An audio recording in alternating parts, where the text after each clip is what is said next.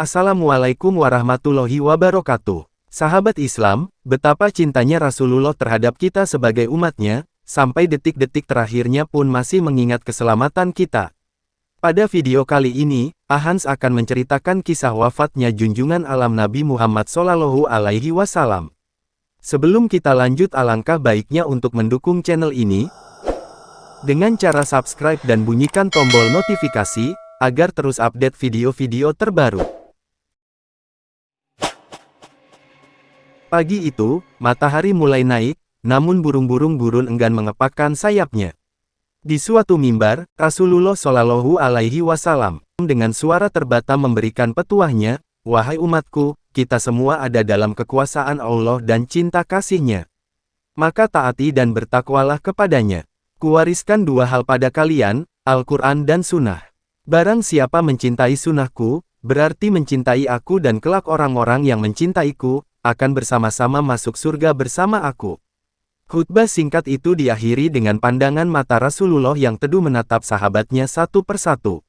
Abu Bakar menatap mata itu dengan berkaca-kaca, Umar dadanya naik turun menahan napas dan tangisnya. Utsman menghela napas panjang dan Ali menundukkan kepalanya dalam-dalam. Isyarat itu telah datang, saatnya sudah tiba. Rasulullah akan meninggalkan kita semua, desah hati semua sahabat kala itu. Manusia tercinta itu hampir usai menunaikan tugasnya di dunia. Tanda-tanda itu semakin kuat, tatkala Ali dan Fadal dengan sigap menangkap Rasulullah yang limbung saat turun dari mimbar. Saat itu, seluruh sahabat yang hadir di sana pasti akan menahan detik-detik kesedihan. Matahari pun semakin tinggi, tapi pintu rumah Rasulullah masih tertutup. Sedang di dalamnya ada Rasulullah sedang terbaring lemah dengan keningnya yang berkeringat dan membasahi pelepah kurma yang menjadi alas tidur beliau. Tiba-tiba dari luar pintu terdengar seorang yang berseru mengucapkan salam. "Bolehkah saya masuk?" tanya seorang tersebut. Tapi Fatimah tidak mengizinkannya masuk. "Maafkanlah, ayahku sedang demam," kata Fatimah yang membalikkan badan dan menutup pintu. Kemudian ia kembali menemani ayahnya yang ternyata sudah membuka mata, dan beliau bertanya pada Fatimah, "Siapakah itu wahai anakku?" "Aku tidak tahu ayah, sepertinya baru sekali ini aku melihatnya," tutur Fatimah dengan lembut. Lalu, Rasulullah menatap putrinya itu dengan pandangan yang menggetarkan. Satu persatu bagian wajahnya seolah hendak beliau kenang. "Ketahuilah, dialah yang menghapuskan kenikmatan sementara, dialah yang memisahkan pertemuan di dunia. Ialah malaikat maut," kata Rasulullah. Fatimah pun menahan ledakan tangisnya.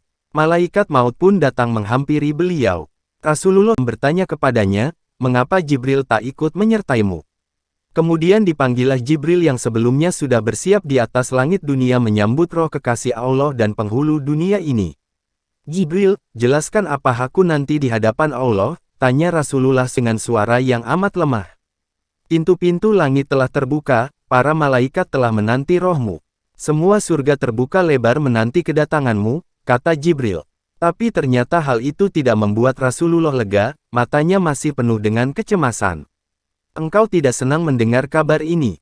tanya Jibril lagi. Rasulullah berkata, "Kabarkan kepadaku bagaimana nasib umatku kelak."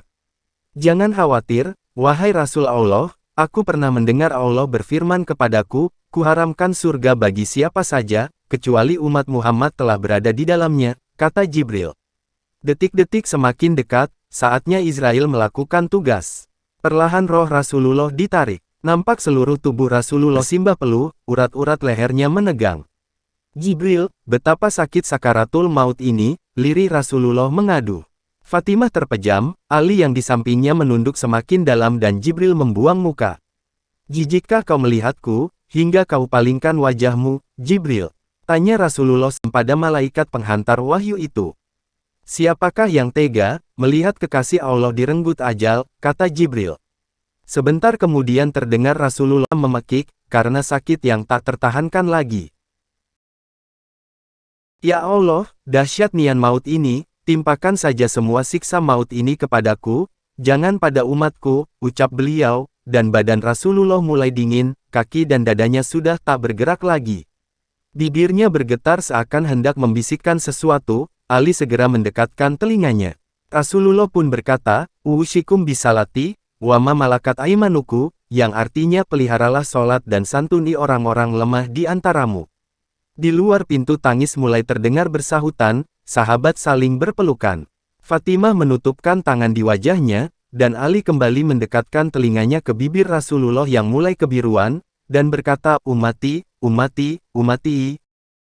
Rasulullah Shallallahu Alaihi Wasallam meninggal pada hari Senin, tanggal 8 Juni tahun 632, beliau meninggal di rumah istrinya, Aisyah.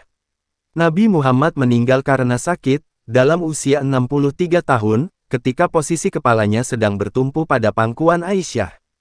Ketika Nabi Muhammad baru saja dinyatakan meninggal, banyak kerabat dan para sahabat yang tidak percaya, tak terkecuali dengan sahabat Rasulullah yaitu Umar bin Khattab.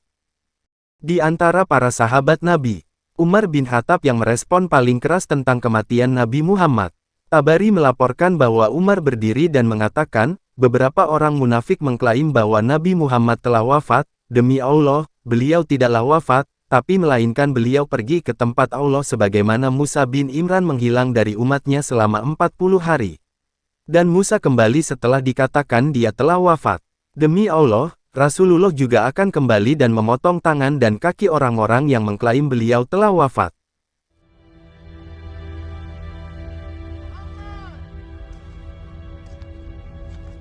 Jasad Nabi Muhammad kemudian dikebumikan di kompleks Masjid Nabawi di Madinah, yang saat ini di bawah naungan Kubah Hijau.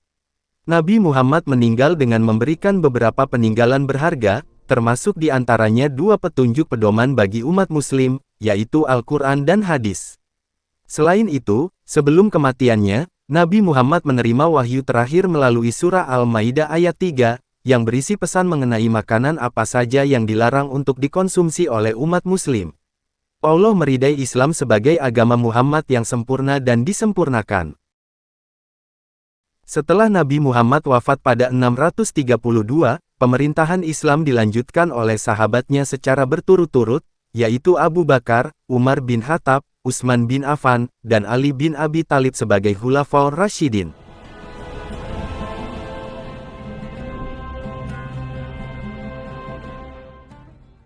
Nabi Muhammad adalah Rasul terakhir bagi umat muslim yang lahir pada tahun 570 atau tahun gajah.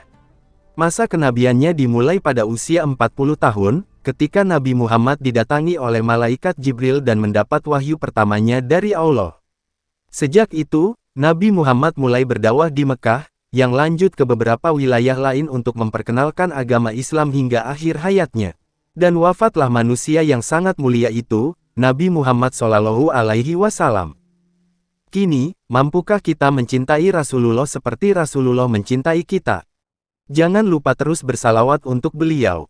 Tanpa kita sadari berkat doa Rasulullah Shallallahu Alaihi Wasallam, hingga sampai kapanpun tidak ada seorang umat pun dari Rasulullah Shallallahu Alaihi Wasallam mengalami sakaratul maut melainkan telah diringankan sakitnya berkat doa Rasulullah Shallallahu Alaihi Wasallam. Sungguh, betapa cintanya Rasulullah kepada kita. Allahumma sholli ala Sayyidina Muhammad, wa ala ali Sayyidina Muhammad. Jangan lupa subscribe channel Ahans agar terus menyiarkan kebaikan tentang Islam. Wassalamualaikum warahmatullahi wabarakatuh.